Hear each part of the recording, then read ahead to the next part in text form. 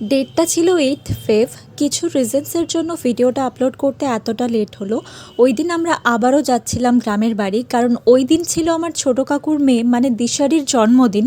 আমরা ওকে অষ্টমী বলেই ডাকি। আপনি একটা সুন্দর দেখে ফুলের বুকে নিয়ে নিয়েছিল, আর আমাদের বাড়ির পাশের ফেমাস মিষ্টির দোকান থেকে এত মিষ্টি নিয়ে নিয়েছিল, কারণ সব পিসিরা আসছে। এতগুলো একসাথে নলেন গুড়ের রসগোল্লা দেখে তো ওখানে পৌঁছেই মুড়ির সাথে দুটো খেয়ে ফেলেছি। এখানে তো সব পিসিরা রান্নার কাজে ব্যস্ত, আর ছোট কাকু এখানে চিকেনটাকে ম্যারিনেট করে নিচ্ছে, আর এই যে প্রতিমা পিসি এখানে মশলা কষছে।